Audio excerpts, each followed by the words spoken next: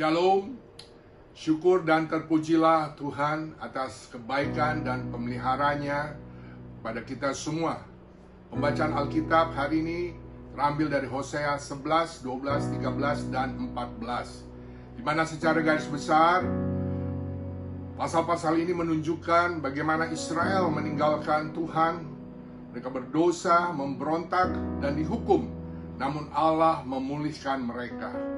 Renungan kita terambil dari Hosea 11 ayat 1 sampai dengan 4. Demikianlah firman Tuhan. Ketika Israel masih muda, kukasihi dia. Dan dari Mesir kupanggil anakku itu. Makin kupanggil mereka, makin pergi mereka itu dari hadapanku. Mereka mempersembahkan korban kepada para Baal dan membakar korban kepada patung-patung.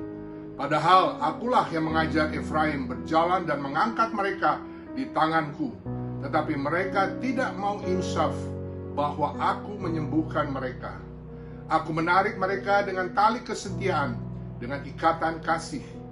Bagi mereka, aku seperti orang yang mengangkat kuk dari tulang rahang mereka. Aku membungkuk kepada mereka untuk memberi mereka makan. Allah sungguh mengasihi umat Israel, namun Allah juga mengirim bangsa Asyur untuk menghancurkan bangsa Israel. Pertanyaan bagi kita semua, mengapa Allah menghukum Israel yang adalah umat pilihannya? Ada 3 hal yang kita bisa lihat di sini, yaitu pertama, Allah mengasihi umatnya. Sebagaimana dalam Hosea 11 ayat 1-2 telah kita baca, Allah telah berbuat baik terhadap bangsa Israel, tetapi mereka mengecewakan Tuhan. Tuhan telah menunjukkan kasih-Nya yang begitu besar kepada umat Israel dengan segala tindakannya yang agung dan besar. Tetapi tidak ada sedikit pun rasa syukur bangsa Israel, dan mereka bahkan melanggar perjanjian dengan Allah. Israel tidak peduli dan melupakan perbuatan baik Tuhan bagi mereka. Bagaimana dengan kita sebagai tubuh Kristus? Apakah daya tarik dunia telah begitu memikat hati sehingga perlahan-lahan kita juga larut dan hanyut mengikutinya? Apakah hati kita sudah begitu keras sehingga kita melupakan begitu saja anugerah Tuhan? Mari kita renungkan bersama. Untuk itu perlu kita ketahui bahwa Allah mendisiplin dan memproses mereka yang dikasihinya, atau anak-anaknya, umatnya yang beriman kepada Tuhan Yesus Kristus. Oleh sebab itu, mari kita memeriksa diri kita di hadapan Allah. Apakah kita sebagai umatnya masih hidup di dalam kasih dan anugerahnya? Kita harus selalu menyadari bahwa Tuhan begitu mengasihi, memperhatikan, serta memberkati kita. Hendaknya kita tetap dan terus mengasihi dan melayani Tuhan. Hal kedua adalah Israel menolak dengan meninggalkan Tuhan. Dikatakan dalam firman Tuhan bahwa Israel secara konsisten mereka menyembah Baal. Mereka begitu dengan bebas melakukan perbuatan-perbuatan dosa, hidup tidak sesuai dengan firman Tuhan. Mereka mempersembahkan korban pada patung-patung dan berhala-berhala. Mereka melakukan perzinahan.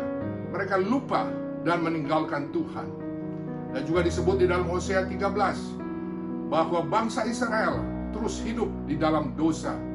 Sehingga di dalam Hosea 14 ayat 2 dan 3a tertulis di situ, bertobatlah hai Israel kepada Tuhan Allahmu, sebab engkau telah tergelincir karena kesalahanmu.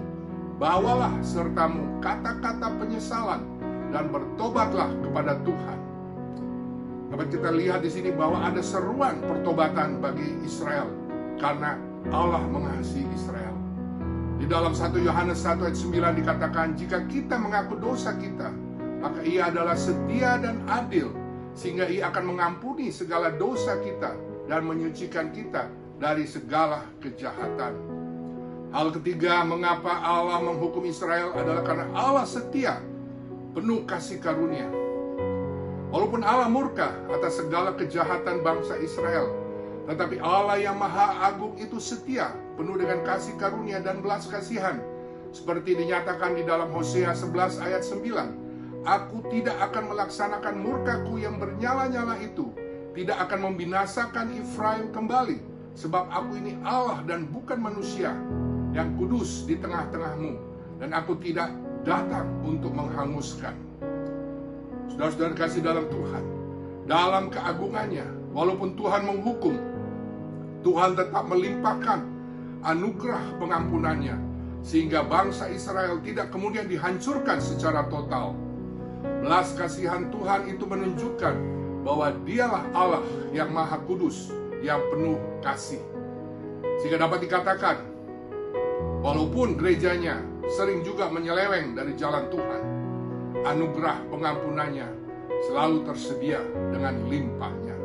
Oleh sebab itu, marilah kita selalu hidup dalam anugerah pengampunan Allah.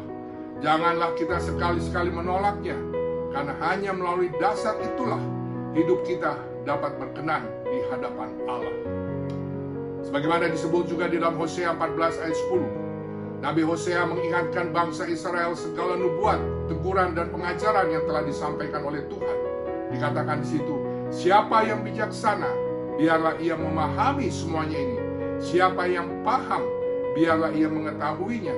Sebab jalan-jalan Tuhan adalah lurus, dan orang benar menempuhnya, tetapi pemberontak tergelincir di situ.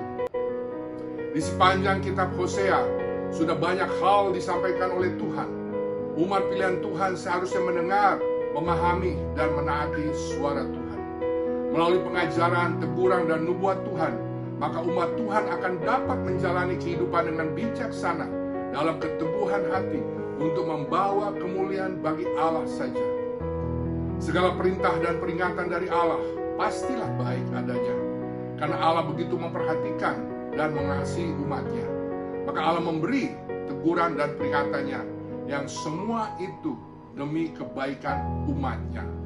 Untuk itu, umat Allah harus selalu diberitahu bahwa kasih Allah itu besar, tetapi Allah akan menghukum jikalau mereka melakukan perbuatan dosa dan mengikuti keinginan daging dan cara-cara duniawi.